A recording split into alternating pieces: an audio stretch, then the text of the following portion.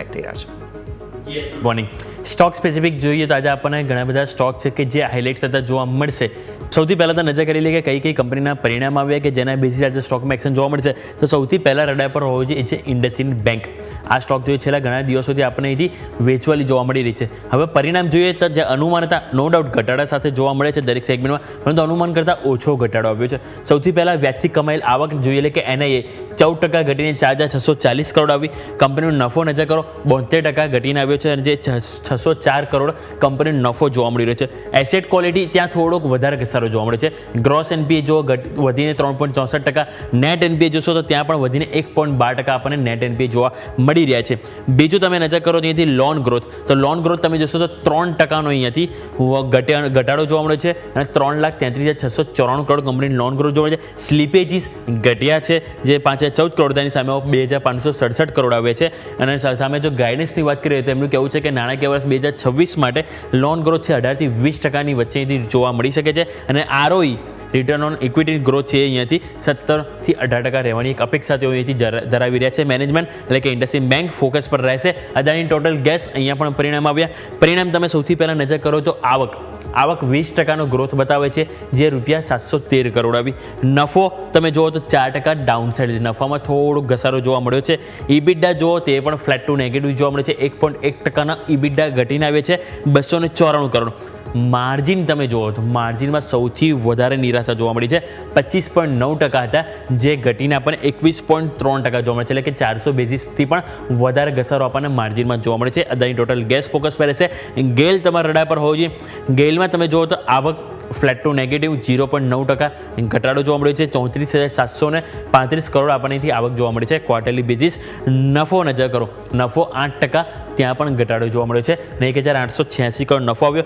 EBITDA 3.7% વધ્યા છે. Operating margin જુઓ તો માર્જિન પણ વધ્યા છે, એટલે કે ટોપ લાઇન બોટમ લાઇન થોડુંક મિસિંગ છે, પરંતુ ઓપરેટિંગ અને માર્જિન નંબર છે એ સારા આવે છે. 9%થી વધીને 9.6% કંપનીના માર્જિન જોવા મળે છે. બીજો સ્ટોક તમારા રડાર પર હોવો જોઈએ છે ટોરેન્ટ ફાર્મા. કંપનીનો સ્ટોક સારી એવી તેજી બતાવી રહ્યો છે અને પરિણામ કંપની દરેક પેરામીટરમાં સારા આપે છે. આવક જો 11% વધીને 3,178 કરોડ આવી.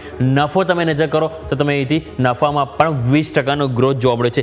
EBITDA 14% વધ્યા છે જે વધીને 1,032 કરોડ કંપનીના EBITDA જોવા મળી રહ્યા છે અને કંપનીના માર્જિન નજર કરો તો માર્જિન પણ 31.6% હતા જે વધીને 32.4% જોવા મળે છે. એટલે કે ઓવરઓલ સારા એવા પેરામીટર આપણને જોવા મળે છે. પરિણામ ટોરેન્ટ ફાર્મા ફોકસ પર હોવું જોઈએ. મઝગાંવ ડોગ અહીંયા પરિણામમાં નિરાશા જોવા મળી છે. તમે અહીંયા જુઓ તો સૌથી પહેલાં આવક તમે જો 11% નો ડાઉટ વધીને 2,626 કરોડ આવી, પરંતુ નફો 35% ઘટીને આવ્યો છે. નફો 35% ઘટીને 452 કરોડ આવ્યો. EBITDA નજર કરો સૌથી વધારે જો અસર હોય EBITDA માર્જિનમાં જોવા મળી છે. EBITDA 53% ઘટી ગયા છે 301 કરોડ, એટલે કે અડધા થઈ ગયા. માર્જિન જોશો તો માર્જિન અડધાથી પણ ઓછા થઈ ગયા છે. પહેલાં 27.4% હતા કંપનીના માર્જિન જે ઘટીને 11.4% માર્જિન જોવા મળે છે. એટલે સ્વાભાવિક છે કે મઝગાંવ ડોગ રડાર પર હોવો જોઈએ. ચાન્સીસ છે કે અહીંયા આપણને નેગેટિવિટી આજના દિવસે જોવા મળી શકે છે. વારી એનર્જીસ ફોકસ કરો. અહીંયા પણ આપણે જોઈએ તો સ્ટોક સારી તેજી બતાવ્યું છે પાસમાં. હવે પરિણામ આવે છે, પરિણામ નો ડાઉટ સારા જોવા મળે છે. આવક ઓલમોસ્ટ 30%નો ગ્રોથ બતાવે છે 4,425 કરોડ. નફો 90% નજીક ગ્રોથ બતાવે છે.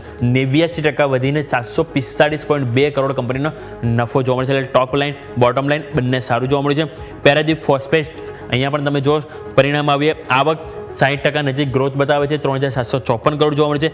નફો તમે જો 47 ગણો નફો વધ્યો છે. પહેલાં કંપનીનો 5.4 કરોડ હતો, એની સામે કંપનીને 256 કરોડનો નફો આવે છે. એટલે 47 ગણો કંપનીનો નફો વધ્યો છે. લાસ્ટ સ્ટોક ચાન્સીસ છે કે સારી એવી આજે મોમેન્ટમ જોવા મળી શકે છે. લાસ્ટ સ્ટોક તમારા રડાર પર હોવો જોઈએ છે NTPC green energy. NTPC green એનર્જીના પણ સમાચાર આવ્યા. આવક 17.6% વધીને 680 કરોડ અને નફો તમે જુઓ તો 59%નો વધારો બતાવે છે અને જે વધીને આપણને 220 કરોડ, એટલે કે અહીંયા પણ ટોપ લાઇન બોટમ લાઇન બંને સારું જોવા મળે છે. આ આપણે વાત થઈ ગઈ એ સ્ટોકની કે જે ઓલરેડી આપણને પરિણામ આવ્યા છે, પરંતુ હવે કયા પરિણામ આજે આવવાના છે જેમાં આપણને પ્રી રિઝલ્ટ એક્શન જોવા મળશે. તો આજનું રિઝલ્ટ કેલેન્ડર શું છે આવો એની પર આપણે સૌથી પહેલાં નજર કરી લઈએ. તો આજે તમે જોશો તો નિફ્ટી અને વાયદા બજારની ઘણી બધી કંપનીના પરિણામ આવવાના છે. તમે નજર કરો bank of India, NTPC, Piramal enterprise, Asian paint, L&T અને વરુણ બેવરેજીસ આ બધી કંપનીના પરિણામ આજના દિવસે આવવાના છે જે નિફ્ટી અને F&Oમાં સામેલ છે. એટલે આ બધા સ્ટોક તમારા રડાર પર હોવો જોઈએ. બીજું લાસ્ટ આજે શું ખાસ છે એટલે ઇવેન્ટ સ્પેસિફિક પણ તમે જુઓ માર્કેટ આજે મોટું વોલેટાઇલ જોવા મળશે કારણ કે આજે બીએસસીના બધા કોન્ટ્રાક્ટની આજે આપણને મંથલી એક્સપાયરી જોવા મળવાની છે એટલે કે સેન્સેક્સ આવી ગયું બેન્કેક્સ આવી ગયું આ બધા સ્ટોકની આજે ઇન્ડેક્સ એની મંથલી એક્સપાયરી છે એટલે વોલેટિલિટી સંભવ છે. બીજું તમે જોશો તો આજથી યુએસ એફઓએમસીને 2 દિવસે બેઠક પણ શરૂ થવાની ચાન્સીસ છે કે અહીંયાથી રેટમાં કોઈ ચેન્જીસ ના થાય પણ એની જે કોમેન્ટ્રી આવશે આવતીકાલે રાત્રે આપણને જોવા મળશે. બીજું ફંડ એકત્રિત કરવા માટે તિલકનગર ઇન્ડસ્ટ્રીઝની બોર્ડ બેઠકનું આયોજન છે એટલે ત્યાં તમારો ફોકસ હોવું જોઈએ. બીજું તમે નજર કરો તો આપણને ડિવિડન્ડ બેઝિસ આપણે તમે નજર કરીશું તો અપાર ઇન્ડસ્ટ્રીઝ 51 રૂપિયાનું ડિવિડન્ડ ત્યાં છે. આલ્કેમ ફાર્માસ્યુટિકલ્સ 11 રૂપિયાનું ડિવિડન્ડ છે. બીજું બોસ તમે જોશો 512 રૂપિયાનું ડિવિડન્ડ, SRF 4 રૂપિયા ડિવિડન્ડ. આ બધાની ડિવિડન્ડની એક્સ ડેટ છે ત્યાં જરૂરથી ફોકસ હોવું જોઈએ. અને બીજું F&Oમાં RBL બેંક જે ઓલરેડી હતું રાઈટ જે બેન એ હજુ પણ બે છે. અને લાસ્ટ તમે જોશો તો 2 IPO છે જે આજથી શરૂ થવા જઈએ છે. એક છે આદિત્ય ઇન્ફોટેક અને બીજું છે લક્ષ્મી ઇન્ડિયા ફાઇનાન્સ. આ બંને IPO આજથી સબસ્ક્રાઇબ માટે ઓપન થવાના છે અને બંને ઉપર તમારું ફોકસ હોવું જોઈએ. એટલે કે આજના દિવસે આપણને પ્રાઇમરી માર્કેટમાં એક્શન જોવા મળશે, સેકન્ડરી માર્કેટમાં જેના પરિણામ આવી ગયા એનું એક્શન જોવા મળશે, પરિણામ આવવાના છે એનું જોવા મળવાનું છે એક્શન. અને બીજું બીએસસીના દરેક કોન્ટ્રાક્ટની એક્સપાયરી છે એ પણ મંથલી એટલે સ્વાભાવિક છે કે એક્શન આજના દિવસે જરૂરથી જોવા મળશે.